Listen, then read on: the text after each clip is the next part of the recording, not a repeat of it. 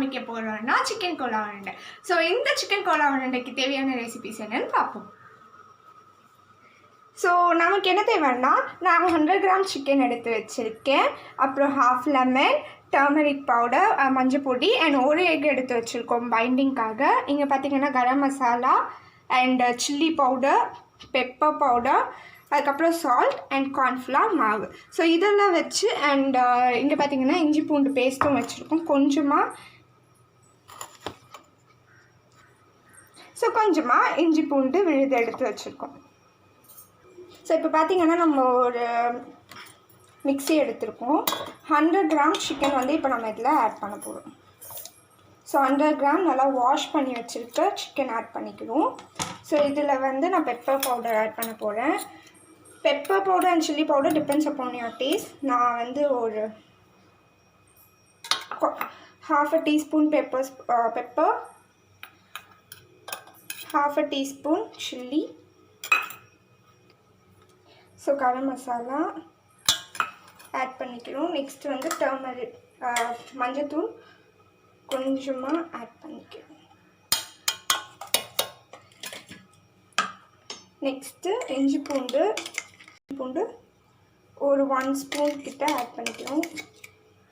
Add பண்ணி இப்போ இது எல்லாத்தையும் நம்ம மிக்சியில் மிக்ஸ் பண்ணிக்கிறோம். ஸோ இப்போ கொஞ்சம் ட்ராப்பாக லெமன் ஊற்றிக்கணும். இதெல்லாம் ஊற்றிட்டு இப்போ மிக்ஸ் பண்ணிடலாம். ஸோ வந்து நம்ம சிக்கன் எல்லாமே அரைச்சாச்சு. நல்லா பார்த்திங்கன்னா இந்த மாதிரி அரைச்சிக்கணும். அண்ட் இதில் வந்து நம்ம சால்ட் தேவையான அளவு டேஸ்ட்டுக்கு ஏற்ற மாதிரி சால்ட் போட்டுக்கணும். ஸோ நான் வந்து இதில் ஒரு ½ ஸ்பூன் சால்ட் போட்டுக்கிறேன். கொஞ்சம் சால்ட் போட்டுக்கிட்டோம். இப்போ வந்து இதில் ஒரு எக் வந்து அடித்து ஊற்ற போகிறோம். ஸோ ஒரு எக் ஊற்றிக்கிறோம். இதில் வந்து 1 டீஸ்பூன் கார்ன்ஃப்ளவர் ஆட் பண்ணிக்கிறோம். ஆட் பண்ணி இப்போ இதை நல்லா மிக்ஸ் பண்ண போகிறோம். ஸோ இதை நல்லா மிக்ஸ் பண்ணிவிட்டு ஒரு சைடில் வந்து ஆயில் வந்து நம்ம கொதிக்க வைக்கிறோம். ஸோ வந்து இப்போ பார்த்திங்கன்னா இதை நல்லா மிக்ஸ் பண்ணி வச்சாச்சு. இது ஒரு 2 மினிட்ஸ் ரெஸ்ட்டில் விடுவோம். இங்கே வந்து பார்த்தோம்னா நம்ம எண்ணெய் ஊற்றி நல்லா காய விடணும், நல்லா கொதிக்கணும். ஸோ நம்ம கோலா உருண்டை போடுறப்ப ஸ்லிம்மில் வச்சு போட்டு வேக வைப்போம். எண்ணெய் காஞ்சிச்சு பார்த்திங்கன்னா ஸ்லிம்மில் வச்சுருக்கோம். கேஸ் ஸ்லிம்மில் வச்சுட்டு நம்ம இப்போ பிடிச்சி வச்சுருக்க உருண்டையை போடுவோம். கொஞ்சம் கேர்ஃபுல்லாகவே ஹேண்டில் பண்ணலாம் எண்ணெய் தான். ஸோ ஒவ்வொரு உருண்டையாக போடுவோம்.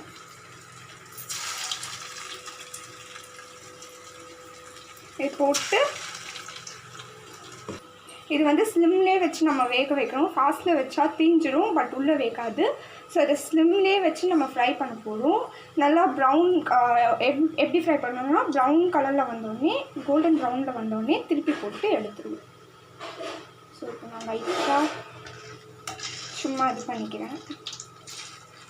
ஸோ இது வேகட்டும், ஸ்லிம்லேயே வச்சு வேக வைப்போம். இப்போ ஆன் ப்ராசஸில் இருக்குது. இன்னும் லைட்டாக கோல்டன் ப்ரௌன் வந்துருக்கு.